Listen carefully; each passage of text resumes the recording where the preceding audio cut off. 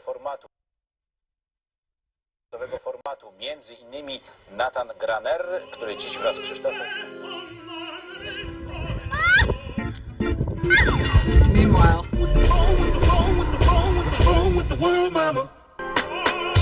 people killing, people dying, children hurt, pain, and crying. When you practice what you preach, would you take ovation?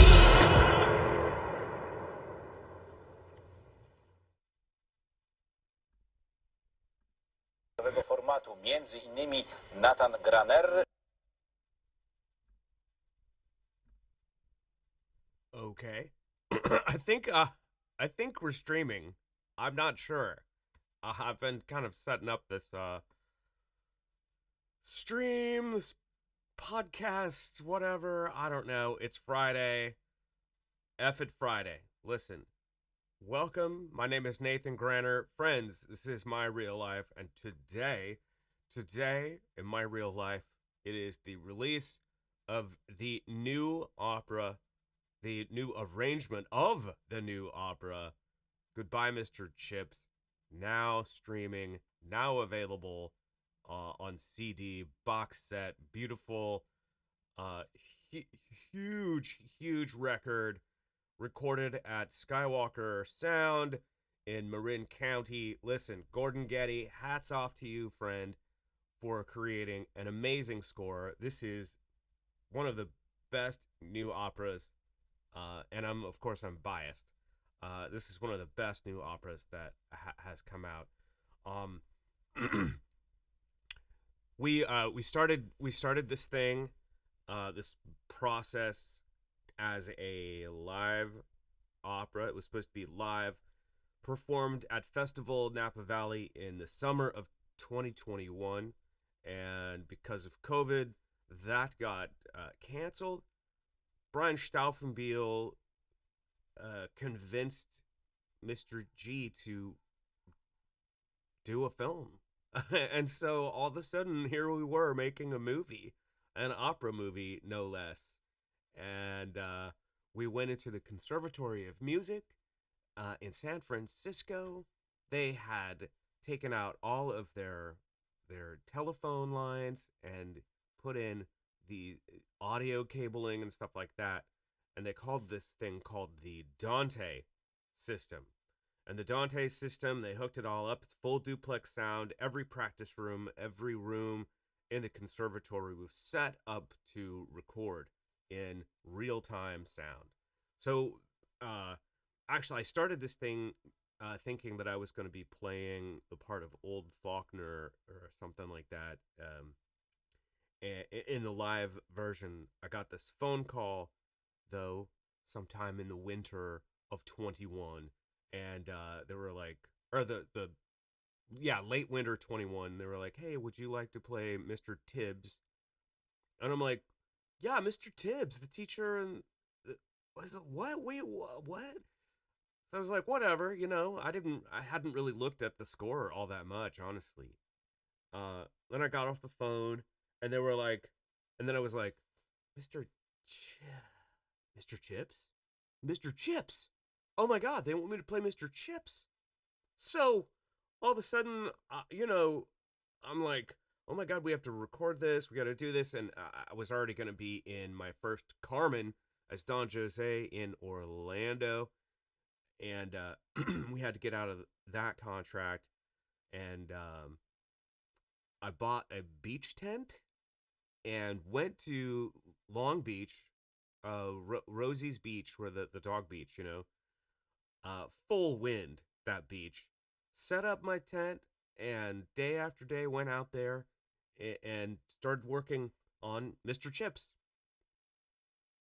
And what an amazing experience this whole thing has been.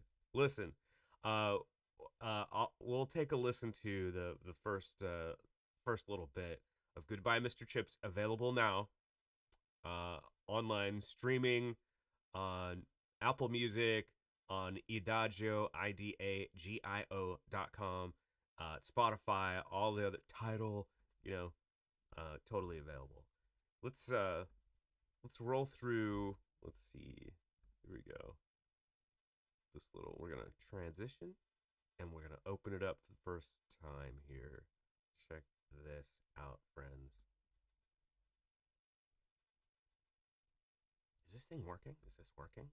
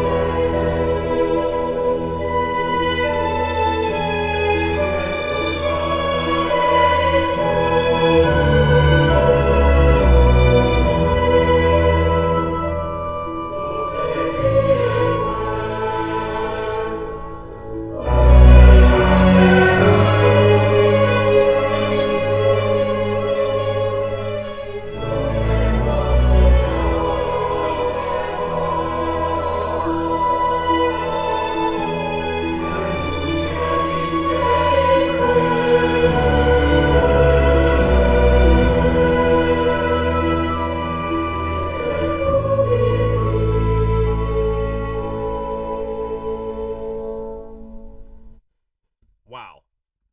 So that's track one of Goodbye, Mr. Chips. For everybody, for all intents and purposes, this is version 2. Let's just say it's version 2, or even like 2.5 or something like that. So yeah, we recorded at the conservatory, and then in the summer of 21, we went to Treasure Island, and like the experience for me was I got into this hangar, right? You go on Treasure Island, which is a little island in San Francisco area, in the Bay Area, and it was the first this side of the world convention, like it was like a huge event, right? This is just big convention happening in the 30s, and they had built all of these structures and sculptures and stuff like that. So I go into this hangar, right? It's just a huge airplane hangar. Later on, they used it as a naval base for subs, and it was like disgusting. The city cleaned it up and turned it into something that people could actually like hang out on, right? And it was so amazing. I'm telling you, there these giant sets. There's like 6 different sets in this hangar, right? It was the entire soundstage was filled, like the house of Mr. Chips in the middle. It could turn around. There's the Brookfield School. There's this whole thing. So we like filmed this whole thing in this soundstage. It was freaking amazing. Later on, about a year after we finished the film, Mr. G found that he wanted to change some of the music. And as a composer who is living, you get a chance to do that. So let that be a lesson to you composers out there. You can change your stuff. It doesn't have to be just one thing, right? I mean, look at Verdi and Un ballo in maschera. I think are there like 7 versions? One version is even based in New York. Go figure. So he wanted to change that and make a completely new recording from it. So we would essentially have the film, we'd have the soundtrack from the film, and then we'd have the official album. We go in to Hume Hall at the conservatory and start recording, and Mr. G had made some changes, and then he really, I think he wanted to kind of revamp the entire score a little bit. So by the time he was finished kind of revamping some of the orchestration, we were out of scheduling time at the conservatory hall, so we were going to move to a new location. But it turns out you move to a new location, the sound is completely different, and we couldn't have that. So we actually had to scrap this thing. We had to scrap part 2 and reschedule. And we literally finished. We like went in 24, spring or another late winter of 24, and re-recorded everything, big orchestra. We were all in isolation booths and finished that up. And then our producer Leslie Ann Jones at Skywalker Sound worked all summer putting all the tracks together. I mean, listen, there's nothing like putting together an opera, and there's nothing regular about doing an opera recording. Nothing regular about it. It's incredibly complex, because you've got, even if you're all in one space, you still have a bunch of takes, and then there's room sound. There's like, somebody could have dropped a door, a phone. I mean, everybody had their phones put away in another room, but I mean, it just depends on what's happening, whether you get a good take. And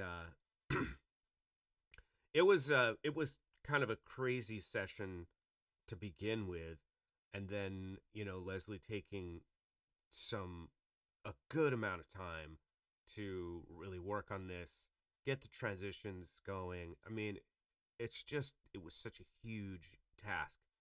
So fast forward to this past December. We went back to Skywalker Sound in Marin and recorded Plump Jack. So this is Gordon Getty's first opera, Plump Jack. Goodbye, Mr. Chips is Gordon's fourth opera. So Plump Jack he wrote quite some time ago, but it wasn't really finished. And he finished this score. We had some orchestral run-throughs, and then finally got to Skywalker Sound last December and recorded Plump Jack. So after that session was over, Leslie brought me and Lester, who's playing Maryvale in Goodbye, Mr. Chips, and Lester's Falstaff in Plump Jack. Kevin Short, who is Ralston and Rivers in Goodbye, Mr. Chips. He's playing King Henry the Fourth in Plump Jack. So me and Lester and Kevin Short are in the control room, and like Leslie and Dan, the main engineer, like grab these speakers, and they're like put all these speakers around. This is what I'm saying. It's like 13.1 surround sound, really, when it comes right down to it. So you can stream this in high definition sound, Dolby Atmos, or you can get the CD, and if you've got like crazy speakers and stuff, you can play that thing. So she sits us down in the middle of the control room, and listen, it is like this dynamic sound starts pumping out of these speakers.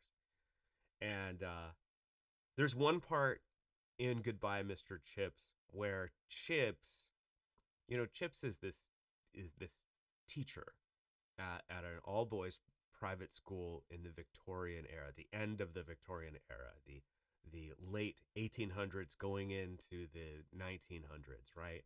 So he is there at this school from the time when he's in his 20s all the way to when he finally passes away at 85. 63 years he's teaching Latin at this school. So in this one part, World War I is happening, and there's the air raid sirens go on, and he trucks the kids to the bomb shelter, and he's teaching these kids a lesson about war and these by using a Latin text that the Romans had written. So he's like rocking the kids through this text, and the bombs are going off, and this room, the control room, is literally shaking.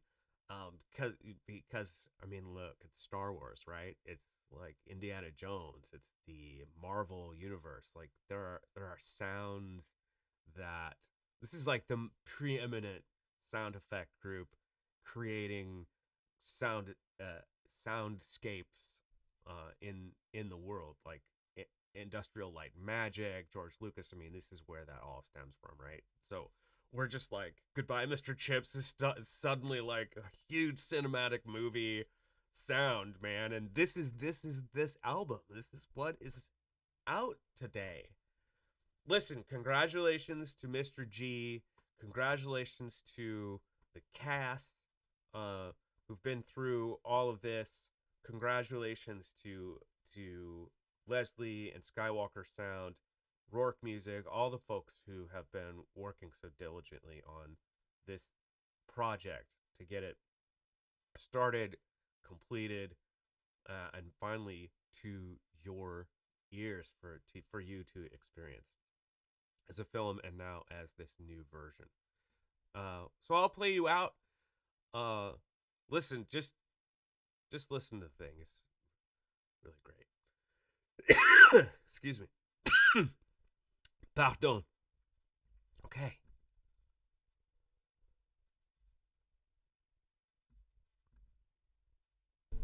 Chips was the son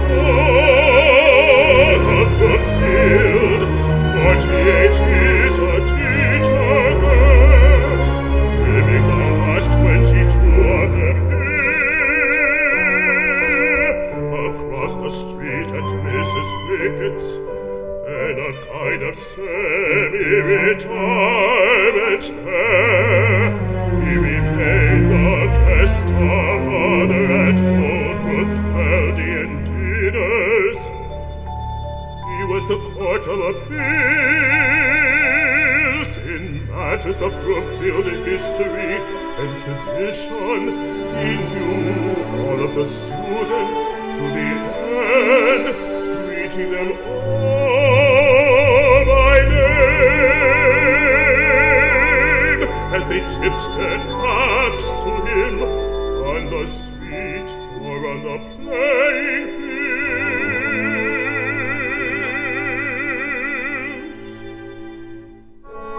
I had been calling on him at the last every fortnight or so.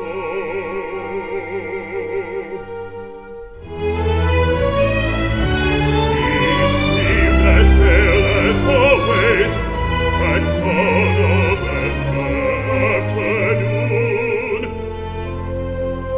In 33, he greeted me at the door, asked of my wife and our children, our plans for the winter. All rounds and warmth and stock, the same old chips.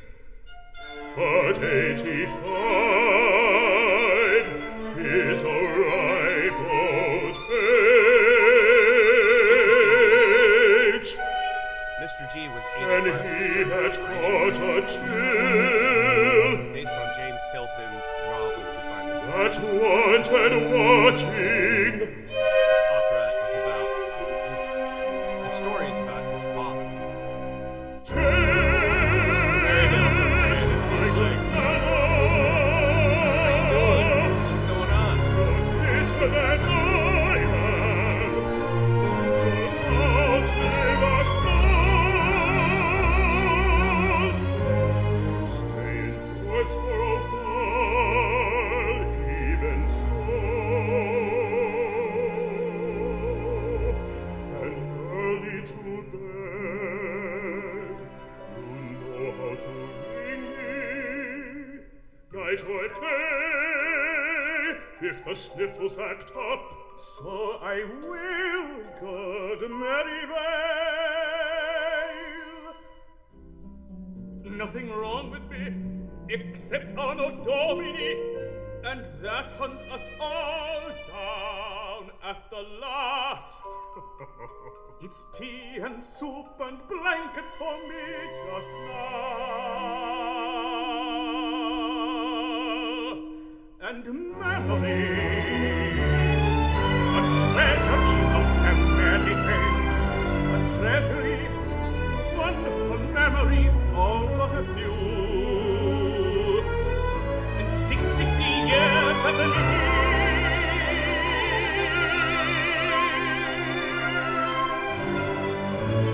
one day perhaps, when you have time, I have now, I would very much like to hear them. Memories then. Oh, I arrived here in 1870, age 22. First having taught for a year at Medbury, it was all Weatherby's last year as headmaster. He said, I see you had discipline problems at Medbury. No matter, this is a new start. Our boys and theirs are the kindest. and there you have that. So that's the beginning of Goodbye, Mr. Chips. You heard the kids singing the alma mater Omnis Praetum, and then Lester Lynch singing the part of Merryvale, and of course me coming in as Mr. Chips. There's a cast change in this record. In the film, we have Marnie Breckenridge as Kathy. Legendary. If you know Marnie, then you know, like, she's just a historically talented soprano.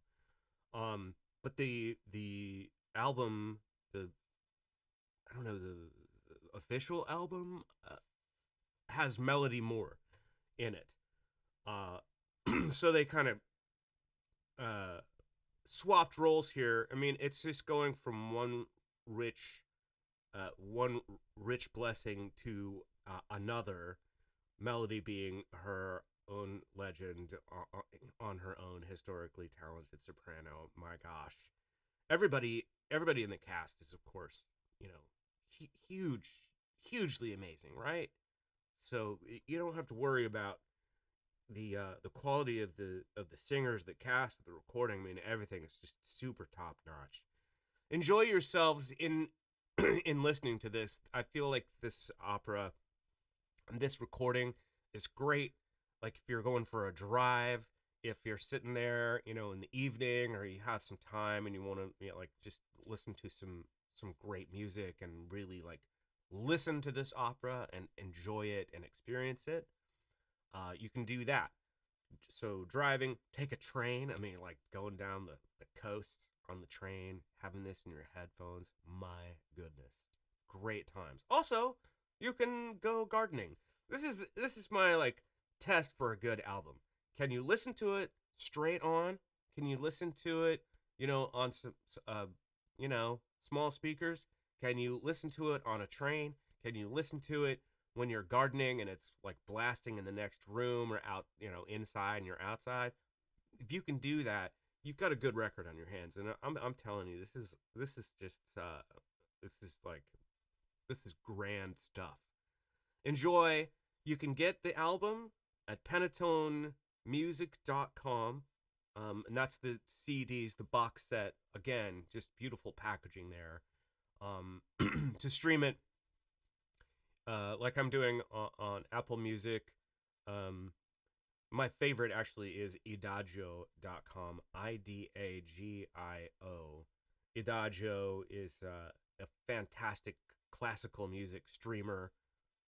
Also Spotify, Apple Classical, Tidal. It's there for you.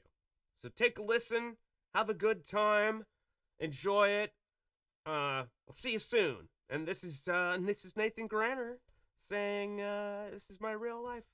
Ciao for now.